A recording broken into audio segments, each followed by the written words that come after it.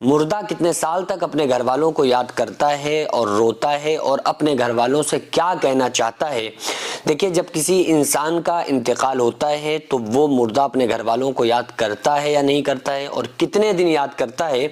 اس چیز کو سمجھنے کے لیے آپ کو اس کی پوری تفصیل سمجھنا پڑے گی کہ وہ کون سے مردے ہیں جو گھر والوں کو یاد کرتے ہیں، وہ کون سے مردے ہیں جو نہیں یاد کرتے، اور وہ کون سے مردے کس طرح سے یاد کرتے ہیں، اور آخر گھر والوں سے وہ چاہتے کیا ہیں۔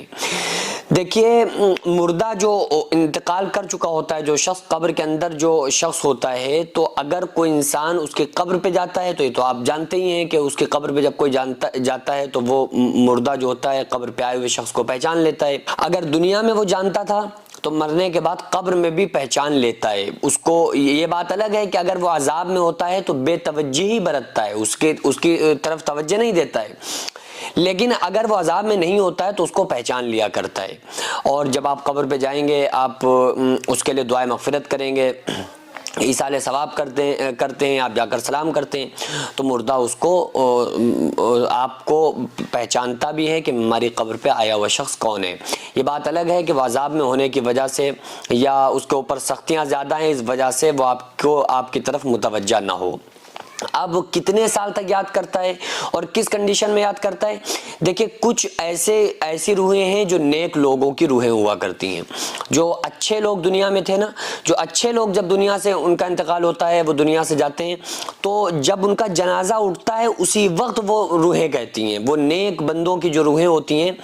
وہ یہ کہتی ہیں کہ اے لوگوں، مجھے جلد سے جلد مجھے میرے اصلی ٹھکانے میں پہنچا دو، کیونکہ قبر ان کے لیے جنت کے باغوں میں سے ایک باغ بن چکی ہوتی ہے، قبر باغیچہ ان کے لیے بنا ہوا ہوتا ہے، قبر ان کی سجی ہوئی ہوتی ہے، قبر ان کی پرنور ہوا کرتی ہے۔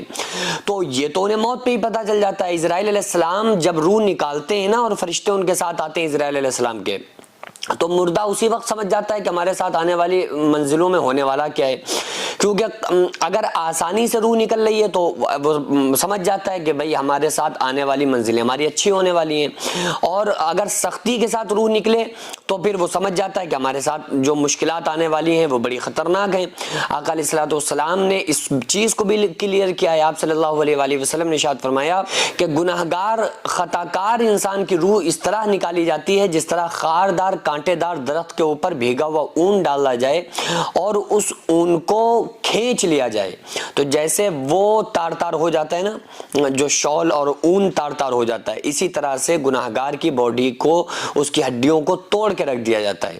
اور نیک بندہ جو ہوتا ہے تو وہ اس کی مثال آپ صلی اللہ علیہ وآلہ وسلم نے بھی دی ہے۔ آپ صلی اللہ علیہ وسلم نے ارشاد فرمایا کہ جو نیک بندے کی روح نکلتی ہے تو اس طرح نکلتی ہے جیسے گندے ہوئے آٹے میں سے بال نکال لیا جاتا ہے، اتنی آہستہ اور آرام سے نکالی جاتی ہے جیسے بچہ سو رہا ہو اور ماں اس کے منہ سے دودھ کو کھینچ لیتی ہے کہ کہیں اٹھ نہ جائے۔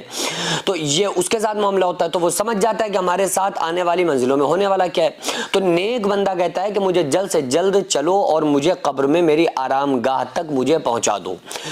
اور وہ اپنے گھر والوں سے یہ کہنے کی کوشش اس وقت کرتا ہے کہ تم میرے اوپر رونا بند کرو اور اپنے رب کو راضی کرنا شروع کر دو، کیونکہ وہ باپ ہے، بھائی ہے، نیک آدمی انتقال ہوا، تو وہ یہی چاہتا ہے کہ ہمارے گھر والے بھی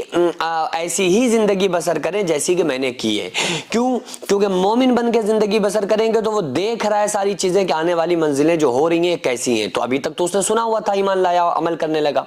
اب وہ اپنی آنکھوں سے دیکھ رہا ہوتا ہے، اب اس چیز کو محسوس کر رہا ہوتا ہے۔ اور گناہگار بندہ جو ہوتا ہے وہ یہ کہتا ہے کہ ہائے، مجھے کہاں لے کر کے جا رہا ہوں اندھیری کوٹری میں، مجھے قبر تک نہ لے جاؤ، میں نے اس گھر کو بنایا، سجایا، سنوارا، مجھے یہیں سے تم لے کر کے جا رہے ہو۔ تو وہ یہ کہنے کی کوشش کرتا ہے، لیکن وہ زبان حال، زبان قلب سے کہتا ہے، جو کہ دنیا والے اپنے کانوں سے نہیں سن سکتے،